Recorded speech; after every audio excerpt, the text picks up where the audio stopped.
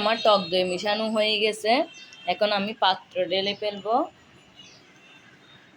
এতো আমি প্রথমত এখানে হাফ থেকে আরও কম ছিল টক মিষ্টি দই, তো হবে না বিদায় আমি আবার পুষ্টি বাচ্চাদের দই খাই যে পুষ্টি দই শক্তি প্লাস এগুলো কিনে আনছি।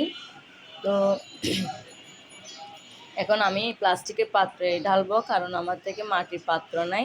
মাটির পাত্রতে দিলে আরও অনেক ভালো হয়, তাড়াতাড়ি সেট হয়ে যায়।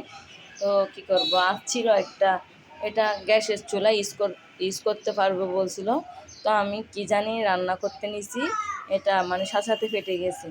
এটা মনে হয় গ্যাসের চুলায় ইউজ করা যায় না, ওনারা বলছে কি ইউজ করা যায়।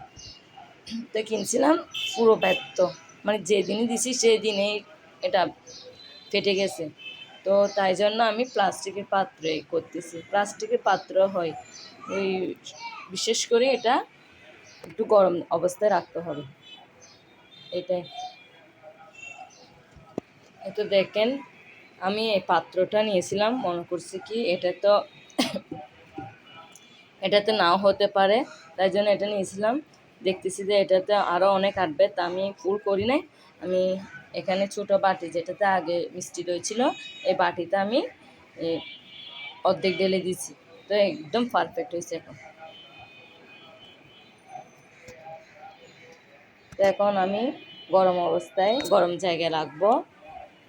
কয় ঘন্টা হয় দেখি, চেক করবো আর কি।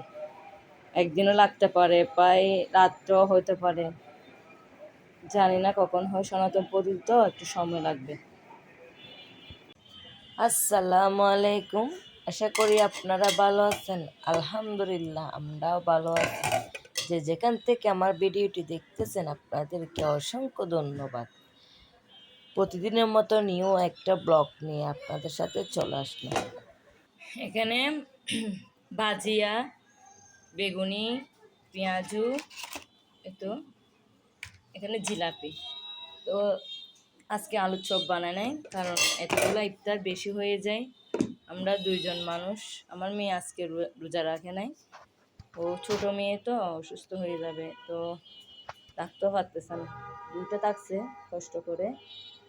তো এখন এই মুহূর্তে শরবত অর্ধেক ট্যাং, আমি এখনও ঠান্ডা পানি মিশাই নাই, ঠান্ডা পানি মিশালে আর একটু হবে। তারপর এই চিরা এতটুকু, তো মেয়ের বাবা চিরা খাবে বলতেছে, তো অল্প করে করছে আর কি,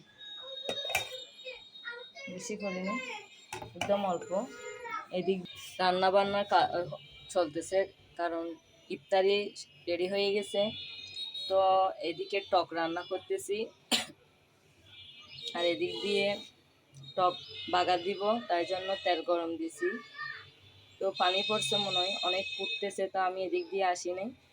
তো এদিক দিয়ে আমি কোরাল মাছ রান্না করব, তাই জন্য কোরাল মাছ পরিষ্কার করে ধুয়ে নিয়েছি। এদিক দিয়ে পেঁয়াজ কষানো হচ্ছে কোরাল মাছ রান্না করার জন্য। তো টক হয়ে আসলে লং চা বসাতে হবে। আমরা ইফতারের পর একটু লং চা খাই, দুধ চা খাই না। রমজান চলে গেলে তখন খাই, কারণ রমজানে আমরা বেশিরভাগ মানে রং চা খাই, ভালো স্বাস্থ্যের জন্য, শরীরের জন্য। সারাদিন রোজা রেখে একটু শরীরে ক্লান্ত লাগে, রং চা খেলে একটু ভালো লাগে, তাই জন্য খাই। তো এখন ইফতারের টাইম হয়ে আসতেছে, আমি এদিকে রান্না বান্না করে ফেলতেছি, কারণ ইফতার করে আবার নামাজ পড়তে হয়, ক্লান্ত লাগে, রান্না করতে ভালো লাগে না। তো যত কষ্ট হোক ইফতারের আগে কষ্টটা করে ফেলি। রোজা রাখলে কাজ করতে করতে রোজাটা মানে কখন যে চলে যায় বলতেও পারি না। আমার হাজব্যান্ড চিল্লাচ্ছে বাচ্চাদের সাথে, আপনারা সবাই এই কথাটা ইগনোর করবেন। তো এদিক দিয়ে রং চা রান্না করতেছি। এই তো জানেন তো প্রতিদিন ইফতারের পর রং চাটা খাই, তো ইফতারের আগে বানায় রাখি, তারপর না ইফতার করে নামাজ পড়ে তারপর আমরা খেয়ে নিই। এদিক দিয়ে মাছ রান্না করার ডান, অনেক সুন্দর হয়েছে। কোরাল মাছ খেতে অনেক স্বাদ হয়েছে। সেহরির সময় কাঁটাযুক্ত মাছ খাওয়া যায় না। এরকম মাছ হলে অনামিষে খাওয়া যায়।